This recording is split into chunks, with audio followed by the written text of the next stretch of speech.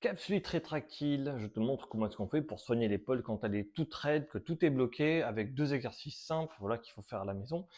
Le premier, en général, capsule rétractile, tu es bloqué là, tu es bloqué, tu n'arrives pas à bouger, donc on va étirer ça. Donc premier truc, c'est je vais essayer d'attraper ma main, essayer d'attirer derrière. Si tu n'y arrives pas, tu prends un petit élastique ou une ceinture, n'importe quoi, ici là, tu vas l'attraper sur le côté et tirer pour l'amener le plus possible jusqu'à attraper ta main et continuer à tirer dessus.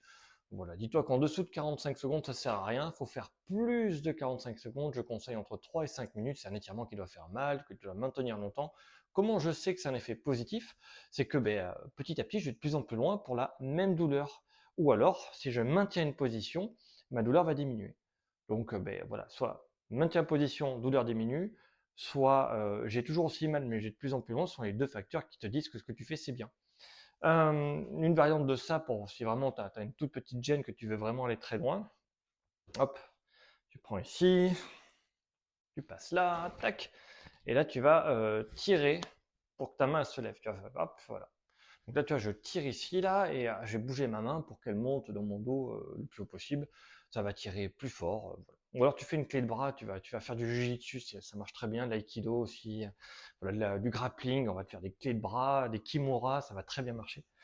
Un autre truc, donc, là on a vu la rotation interne, maintenant on va voir la rotation externe. Donc pour améliorer la rotation externe, il te faut une bouteille d'eau, un poids de 3 kg là, et un coussin, une chaise. J'espère que tu en as chez toi. Petite astuce, donc comme ça. Je m'assois, je mets le machin, ça c'est pour pas me mâcher le bras. Donc si tu es vraiment très raide, que tu as une capsule très tranquille, tu vois, dès que tu fais ça, là, ça va pas. Tu maintiens et t'attends. Et progressivement, tu vas descendre plus bas pour la même douleur, ou pour la même amplitude, tu auras moins mal, et c'est positif.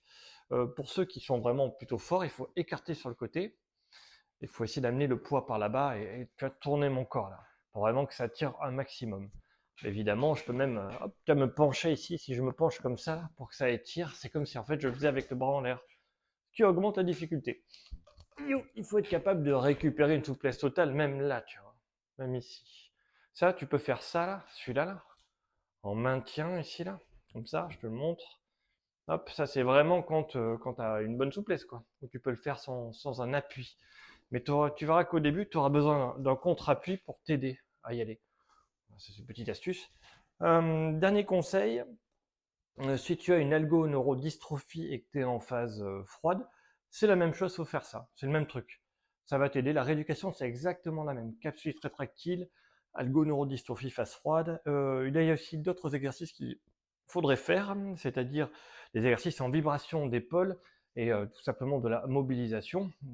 Faire des trucs avec des haltères sans haltères, hein, n'importe quel exercice pour utiliser la souplesse que tu as gagnée. Donc, si tu n'utilises pas la souplesse que tu as gagnée, tu vas la reperdre. Et plus tu l'utilises, plus tu vas la garder. Donc, étirement hardcore, avec deux conditions de victoire. Je maintiens, je gagne.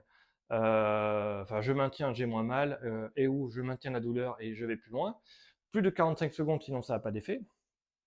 Derrière, je fais de l'activité physique pour mobiliser et garder les capacités de contrôle. J'utilise mon bras au maximum pour utiliser la souplesse que j'ai gagnée, sinon je vais la perdre. Voilà, un petit conseil à donner peut-être en plus. Allez voir mes autres vidéos pour les exercices, je vais en filmer au fur et à mesure. Si après un étirement, bon, ça fait très mal un étirement, ça étire quoi. Et quand on relâche, il y a une douleur transitoire qui va durer à peu près 30 secondes, ce qui est normal. C'est le temps que le corps est flux, qu'il retrouve un équilibre. Donc je suis raide de ça, j'étire ça, et ben j'étais raide de ça, je vais revenir là. Bon, j'aurai toujours la souplesse en plus qu'il faut que j'utilise. Mais si j'utilise pas au bout de 2 heures, je reviens comme avant, ce qui est pas une bonne idée. Si je me suis en plus un peu fait mal pour étirer, pour vraiment gagner beaucoup, autant le garder. Donc autant derrière faire de l'entraînement avec des mouvements. Juste la mobilité, ça suffit.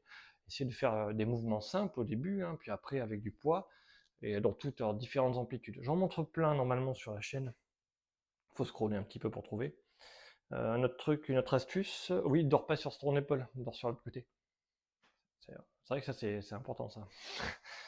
Ouais, ouais. Bon, ça suffira. À bientôt.